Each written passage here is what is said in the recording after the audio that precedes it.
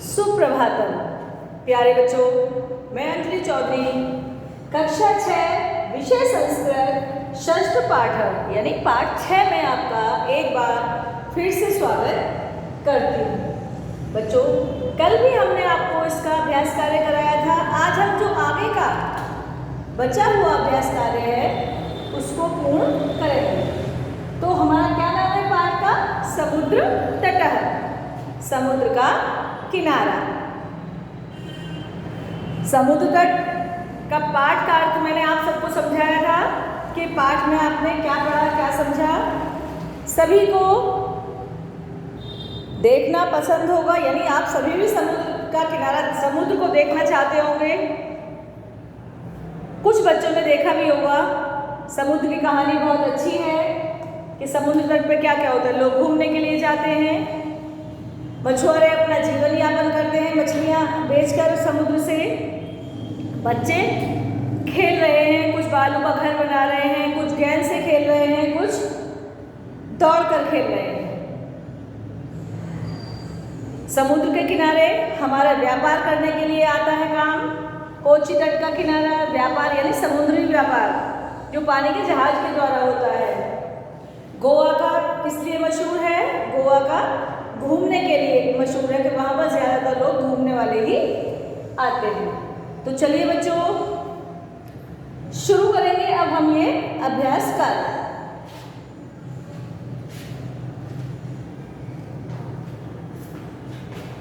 प्रश्न नंबर 5। तृतीय विभक्ति प्रयोगेण रिक्त स्थानानि पूरयन्, यानी तृतीय विभक्ति के प्रयोग से हमें इन रिक्त स्थानों की पूर्ति करनी है, यानी रिक्त स्थानों को भरना है। यथा, यथा का मतलब होता है जैसे।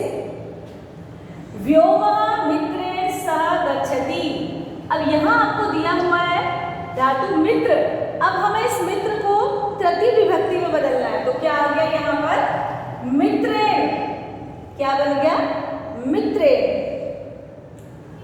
व्योम मित्र के साथ जाता है, के साथ। क बालिका सह पठन्ति।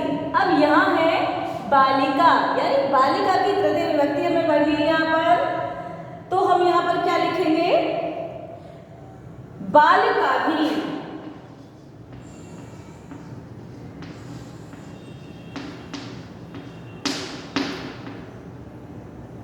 बालक बालिकाओं के साथ पढ़ते हैं। बालिका बालिकानि सह पठन्ति, यानी बालक बालिकाओं के साथ पढ़ते हैं। ख तडागः विभाति। कमल। अब कमल को तृतीय रूप में बदलेंगे तृतीय विभक्ति में, तो क्या आएगा यहाँ पर? कमलई।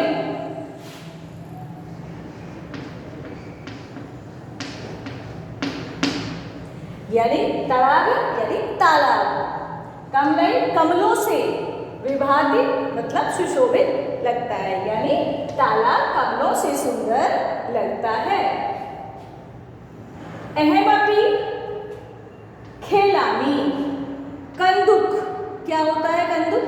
गेंद। तो इसको भी हमें तृतीय विभक्ति में बदलना है। तो यानी अहमपि मतलब मैं भी किससे खेलता हूँ? कंदुकेन, गेंद से। तो हम यहाँ क्या लिखेंगे? कंदुकेन। मैं भी गेंद से खेलता हूँ। अश्वः सह धावन्ति। तो यहाँ पर क्या आएगा? अश्वई। घोड़े घोड़े घोड़ों के साथ दौड़ते हैं। मृगः सह चरन्ति। मृगई कौन सी विभक्ति में लिख रहे हैं? तृतीय विभक्ति में लिख रहे हैं। मृगः मृगई सह चरन्ति। तो मृग का हमने इस मृग धातु रूप का इसका यहाँ पर क्या बदला? मृगई। हिरण हिरणों के साथ चलते हैं। अब हमारा पूरा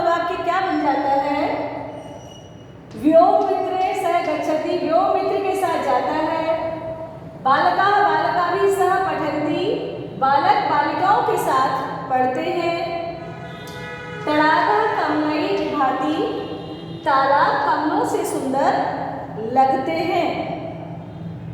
अहमपी कंदुके खेलानी, मैं भी गेंद से खेलता हूँ। अश्वा अश्वई सह धावंती, घोड़े घोड़ों के साथ दौड़ते हैं। मृगः मृगई सह चलंती, हिरण हिरणों के साथ चलते हैं। सभी बच्चे ये अपनी किताब में लिखेंगे जो मैं भेजूंगी उसके द्वारा। अब हम अभ्यास यानी प्रश्न नंबर 7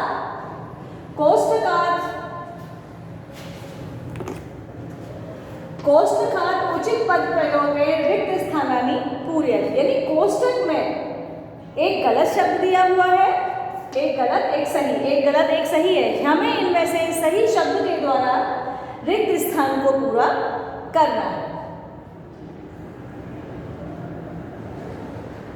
धनिकः धनम ददाति, धनिक यानी धनी निर्धनाय किसको देता है? धनी धन वो दान किसको करता है? निर्धनाय। तो धनी निर्धन को धन देता है।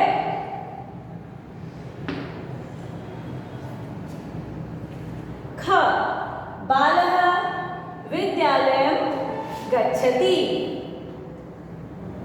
हम यहाँ क्या लिखेंगे? पठनाय, बालः पठनाय यानी बालक पढ़ने के लिए विद्यालय जाता है। सज्जनः जीवन्ति, तो क्या आएगा? परोपकाराय।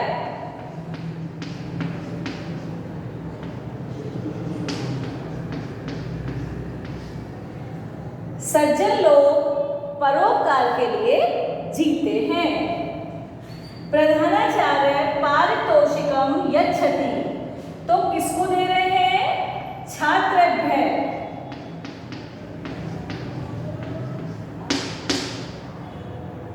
पारितोषिकम यानी पुरस्कार, इनाम।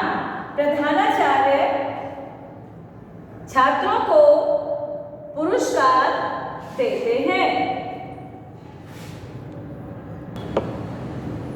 नमः शिक्षकाय या शिक्षकम, तो क्या लिखेंगे हम?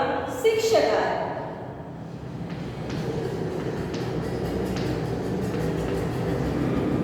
शिक्षक को नमन यानी अध्यापक को नमस्कार। बच्चों अब आपने यहाँ देखा कि हमने किस तरीके से उचित पद का प्रयोग करके रिक्त स्थानों की पूर्ति की है। चलिए हम इसको एक बार और पढ़ेंगे। धनिक निर्धनाय धनम ददाति, धनी लोग निर्धनों को धन देते हैं। बालः पठनाय विद्यालयं गच्छति, बालक पढ़ने के लिए विद्यालय जाता है। सज्जनः परोपकाराय जीवन्ति, सज्जन लोग परोपकार के लिए जीते हैं। प्रधानाचार्य है छात्रेभ्य पारितोषिकम यच्छति, प्रधानाचार्य आप सभी जानते हैं प्रधानाचार्य छात्रों को पारितोषिकम यानी पुरस्कार यच्छति देते हैं। प्रधानाचार्य छात्रों को पुरस्कार देते हैं। शिक्षकाय नमः, शिक्षक को नमन यानी अध्यापक को नमस्कार। बच्चों हमें एक ही बात ध्यान, आपने देखा होगा ज्यादातर क्रिया और कर्ता दोनों एक ही वचन के होते हैं। बालक एक वचन बालक और गच्छति यानी जाता है, बालक पढ़ने के लिए विद्यालय जाता है। ददाति धनिकः यानी धन देते हैं या देता है।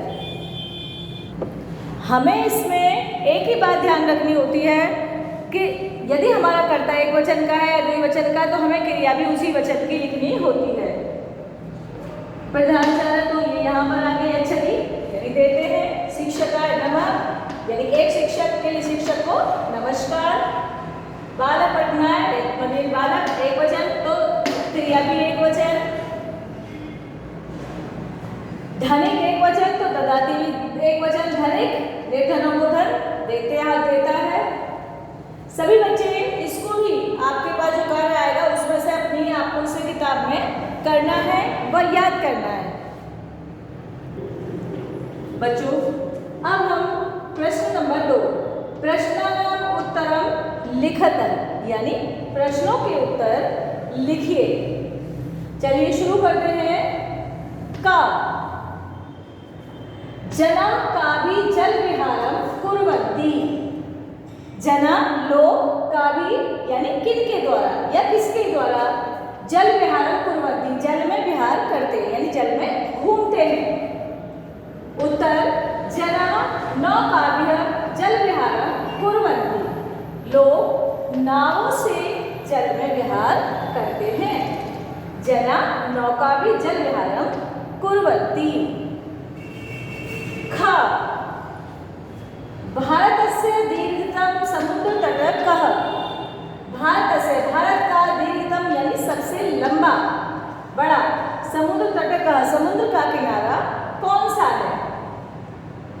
उत्तर चेन्नई नगरस्य मेरिना तटः भारतस्य दीर्घतम समुद्र तटः अस्ति। चेन्नई नगर का मेरिना तट नामक जो किनारा है वह भारत का सबसे लंबा समुद्र का किनारा है।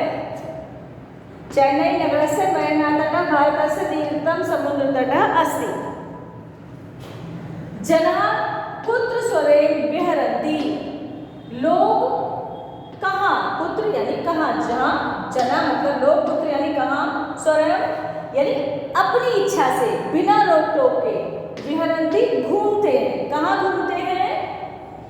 मुंबई नगर से जुहू तटे जना स्वयं विहरन्ति।